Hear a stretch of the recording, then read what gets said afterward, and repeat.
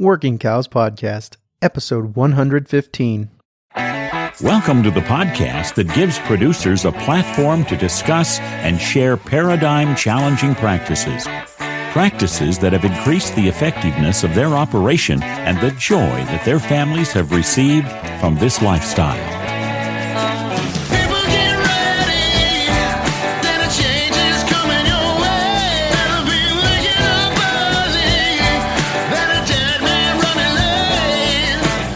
Howdy, everybody. It's Clay Connery, host of the Working Cows Podcast, powered by the Global Ag Network, here with another episode for you. And we are talking again today with Brian Alexander, and he is going to share with us some of his takeaways after the Corianis that have been part of his strip grazing experiment that we have been documenting here on the podcast in real time. We're going to talk to him about some of his takeaways after they had left his ranch and see kind of what he's thinking about the progress that's been made on the land and the animals and the people and all of those different resources that have been entrusted to him. So, Brian, thanks for joining me today on the Working Cows Podcast. Well, good morning, Clay. It's a pleasure to be here for round number 3. Mm-hmm. So you've finished up your strip grazing experiment with the Corianis, and we're here to talk a little bit about what you know so far and kind of how you're feeling about the whole adventure. Well, I don't know if I know a whole lot. We did get rid of them a little over a month ago. It wasn't as much of an adventure as I thought it would be to get them all shipped out, but everything went really smooth. And how were they to deal with during the time that you had them there? I had opened up some questions there in the private Facebook group, and Jason Meadows, the newly minted host of the Ag State of Mind podcast, jumped on and said, what are the traits that you appreciated, or maybe the challenges that they offered in terms of docility and other things?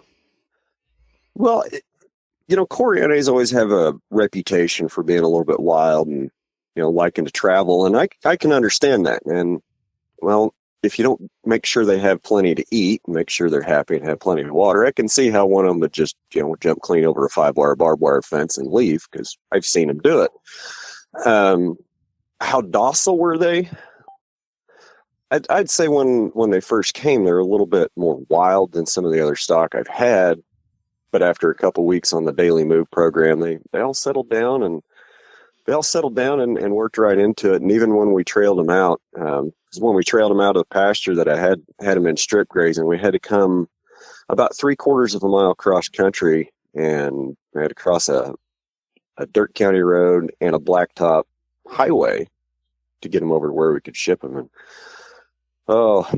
anytime you're thinking about having to go across the highway with cattle out here, it can always be a nightmare. You're one little thing away from having cattle scattered 5 miles up and down the highway and having to chase them for a week. But everything went real smooth. They just ran right on across. They're easy to work in the corrals. I didn't have any complaints about disposition with the cattle at all. One of the things, though, with the horn breed you got to think about is your fences, because they'll just stick their head through, and there goes a truck.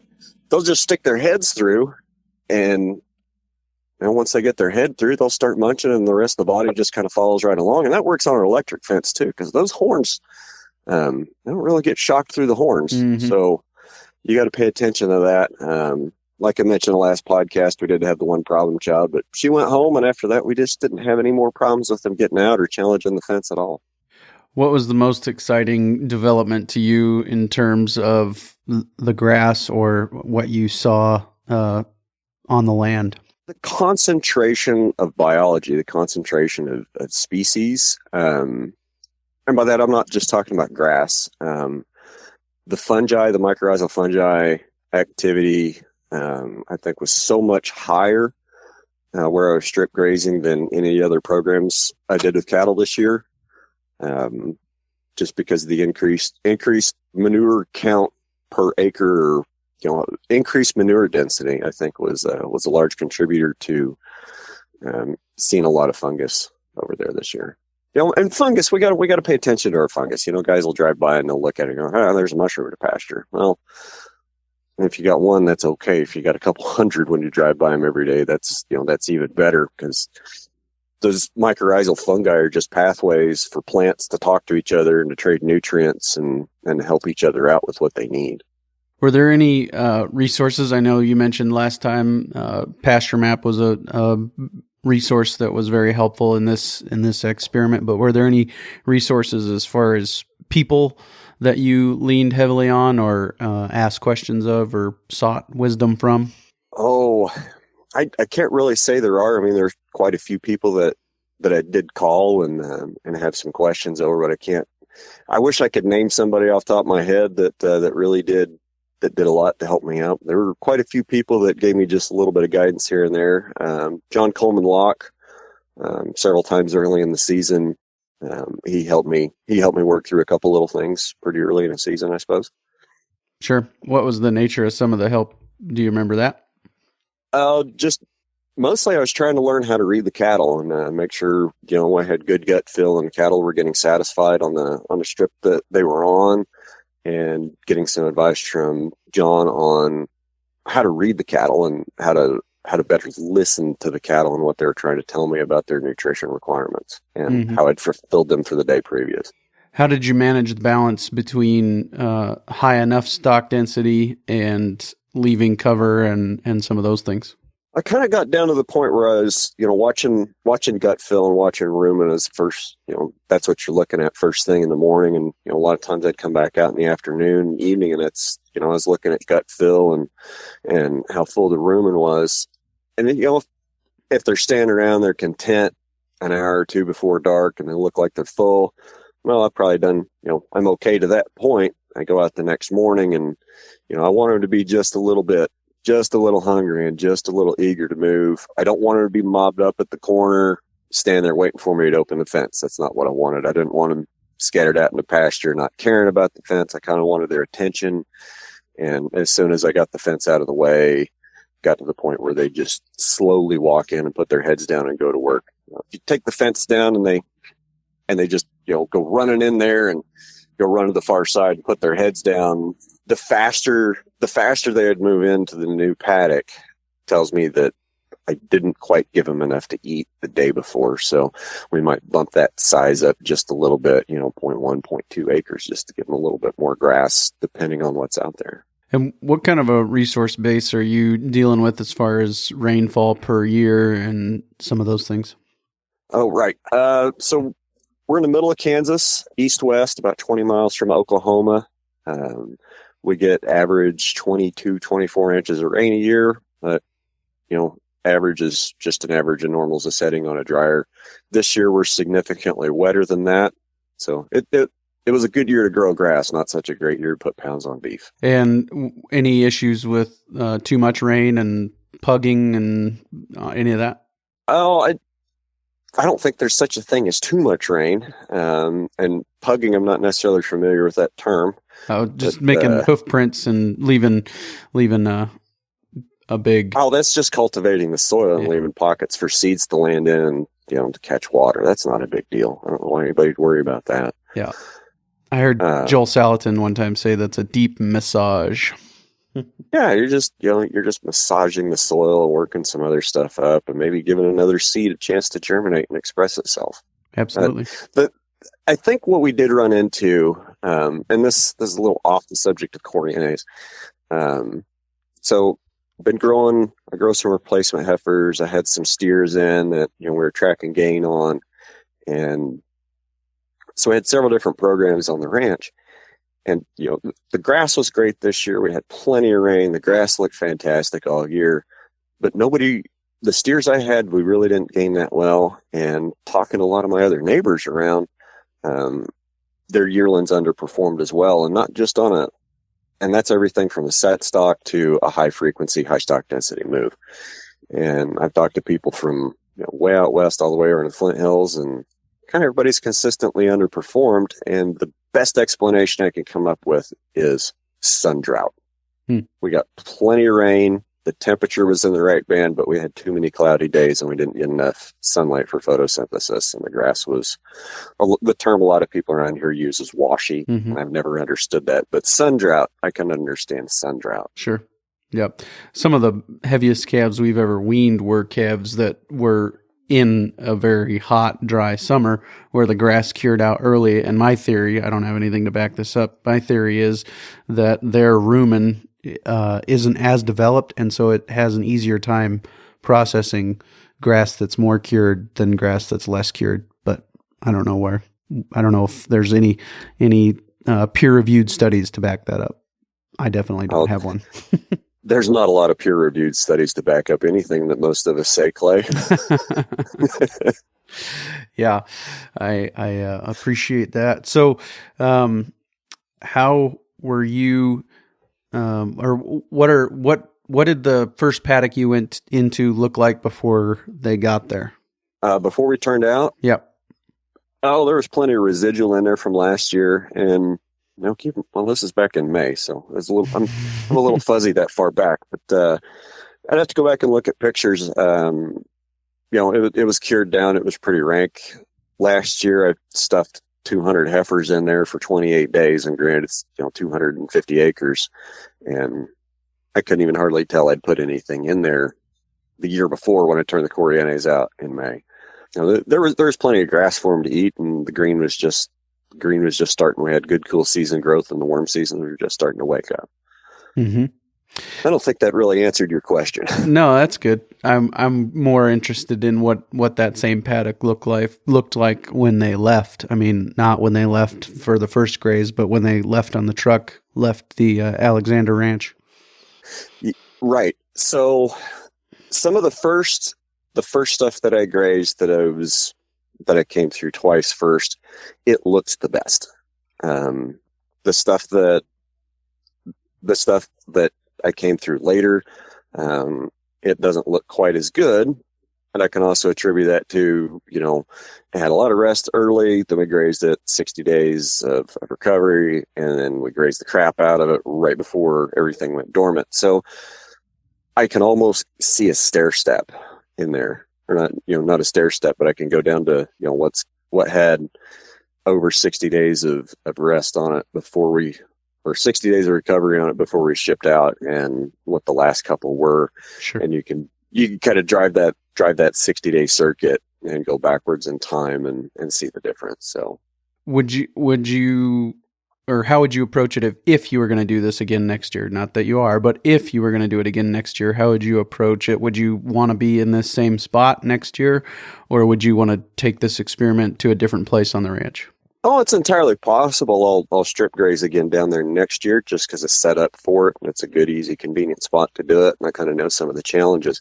I'm definitely not ruling out more strip grazing at this point for next year. We're still a lot of things in flux and trying to make some plans. But strip grazing is definitely going to be a tool in my toolbox moving forward, just for forage efficiency point of view.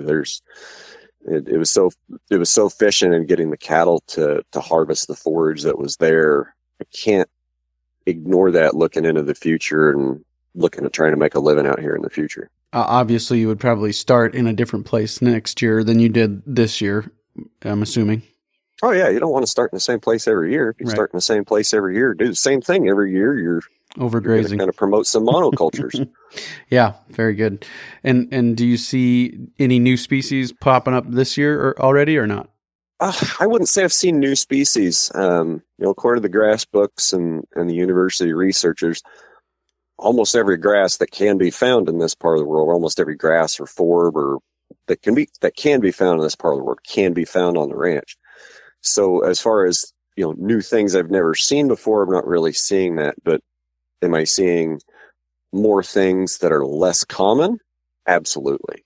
And more things that are more desirable, would you say? Yes. The higher succession warm season grasses, switch grasses, big blue, Indian, things like that. Scribner's panicum. I've seen a lot of Scribner's panicum over there where I strip grazed this year, which is kind of interesting. I'm still trying to figure that one out. Yeah. And I think we've said this on every episode that the true test is going to be next spring, and that's kind of what I'm excited about. But do you have some range monitoring or some way to compare this spring to next spring? I've got transects and I've got some photo points set up. Yeah. So that'll be a very, very useful tool coming ahead.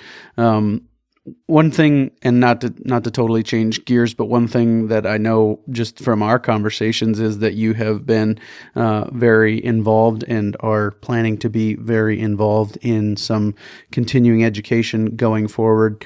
What are some of the things you've done? What do you have coming up? And why are you doing this? Well, why are we continuing to educate? That's kind of a silly question. We have to continue to educate ourselves, as professionals. A lot of people get locked into the trap like, well, who's going to teach me more about cows? Well, you never know. It always helps to go sit in a room with a couple hundred people and listen to what they have to say about their cows, and you might learn a little bit. We're always learning things about grass and how to manage it and how to manage forage and how to grow and breed more feed efficient animals that will mature on grass in less time. So these are all the things that I want to try to keep up on and stay educated on. In fact, I'm leaving in a couple days. I'm headed down to Kingsville, Texas. This episode probably won't be out, but I'm headed down to Kingsville, Texas to the King Ranch 16th Annual Symposium on Ranch Management. They're going to be talking about the future of beef marketing this year. And one of the topics is blockchain. So I'm not going to miss that one. Yeah, good. Sounds good. And what else do you have? Do you have anything else locked in as far as continuing education? Yeah, I've got, we're headed to the Regenerate conference in Albuquerque in November. I've signed up and registered for the Ranching for Profit School in Abilene, Texas, 1st through the 7th of December. Really looking forward to going through Ranching for Profit again. The last time I went was in 2006, and I don't know, 2006 is kind of almost like a dim, hazy memory at this point. Yep. So it's time to go sharpen the saw. It's time to go sharpen the saw and refresh some of those techniques and get up to date on the new knowledge and new training. I've heard it for sure. I've heard it said that every cell in your body is completely new every 7 years. So you're almost 2 whole new people since you last took it. So I can believe that. Yeah. And let's see. After that, we're probably going to go to Wally Olson's marketing school in March because that's the only hole that I've got when he's got a school. Yep. They've asked me to come speak at Soil Health U in January in Topeka, Kansas, and in early February I'll be out in Burlington, Colorado at High Plains No-Till. Very cool. To speak again. And how does High Plains No-Till relate to what you guys are doing there? Well, it really doesn't, because it's one of those things that's kind of geared towards trying to help reform dirt churners. But native range, native pastures need soil health too, and they need some attention from soil health too. And so I'm going to try to draw some parallels between what I'm doing with my work with soil health and native grasses and high density grazing, and how that can be applicable to reformed dirt churners. Share some knowledge on soil biology and livestock and how they work to create soil biology and improve the world. Are you focusing more on the integrating livestock part of soil health, or how are you going to approach that? Well, I think most of us now are starting to realize that you can't help your soil biology. You're not going to increase your soil health, your organic matter, your carbon without putting livestock back on the land. And those of us that do it every day, when the people come ask us that are driving those big green John Deeres around every day, when they come ask us, hey, how do we solve this problem with cows? We better have some answers for them. Circling back around to the Corianis and that, was there anything as you've ruminated on this for a while? Is there anything that's standing out to you this far removed from them leaving? Oh, I'm still thinking that I might need to own some of them. They're kind of fun to look at. They're really forage efficient. I'm really, really impressed with the way that they came through the summer with as little supplementation as they got, as little supplementation as they ate, period. And what they looked like at the end of summer and what the calves looked like, I was pretty impressed with them for no more care than they had, no more attention than they're given. I think there's something to be looked at in the Corianis and Ceruleo genetic base. Mm-hmm. Very good. And what kind of a crossbreed were these at all as far as the calves? The calves that were on the ground, and the calves that were born here primarily came out of Black Angus, Red Angus, and Charolais bulls. I think he only had one or two of each out there. So it was kind of a rainbow pattern. And there were somebody might say, oh, some of those calves look really, really pretty, and somebody would look at them and go, oh, those are just all, half those are ugly as crap. But beauty's in the eye of the beholder, and when that steak is in the meat case, you don't care what color wrapper it was on it, right? Mm-mm. No, sir. And what would you be most prone to breed them to, do you think, after seeing the different options kind of right there in front of you? Oh, well, I'll just go ahead and say it. I'm really thinking about getting some nice little Coriana cows and putting some nice little Kit Pharaoh bulls on them. Mm-hmm. Gotcha. And just seeing what happens. Yeah, nice, cool. Well, I'm not the only one doing that, and I probably just sold a whole bunch of bulls for Kit Pharaoh in November, but that's okay. Yeah, no worries. Well, anything else that you got burning that you want to share that we need to make sure you get off your chest before we let people go? Oh, I really don't, sir. I know we're kind of short on time today. I really don't have anything else. Just Sure. Looking forward to getting through this winter and getting around doing some networking and getting some education, meeting some more people, meeting some more of the fantastic people in the regenerative community, especially down at Albuquerque. And I think that's going to be a good time. Yeah, for sure. Yep. And I think I might take in a Wally Olson marketing school as well, but probably not going to be able to make March work. But yeah, but we'll be in touch for sure. Well, rumor is he might not be doing too many more of them after the 3 that he's got scheduled. So, yeah, cool. Well, it's a great resource, and just recently had an episode with him too. So go to the show notes page for today, and we'll have links to Brian's previous episodes and also some other people that got mentioned today during the course of this episode. So workingcows.net/115 is the show notes page for today. Check that out, and we'll talk to you soon, Brian. All right. Thanks again, Clay. You have a wonderful day, sir. You too. Thanks. Go ahead and check out the show notes page. As I said, workingcows.net/115. Workingcows.net/115 is the show notes page for today. And we are looking forward to getting another episode out to you real soon at workingcows.net. Sorry for the delay on this one. I was at Wally Olson's marketing school, was not able to get any episodes recorded down there, but I've got some people that have agreed to do episodes, and I'm going to continue to work on getting them on the show, and we will have another episode out for you as soon as possible. So keep your eyes peeled to ranchingpodcast.com, and that is the episodes page, every episode on one page at ranchingpodcast.com. We invite you to visit workingcows.net to subscribe to the show via iTunes or Stitcher. You'll also find detailed show notes pages, resources from our guests, and the industry leaders who have influenced them. For more ideas on putting your cows to work for you in a more profitable way, tune in next week.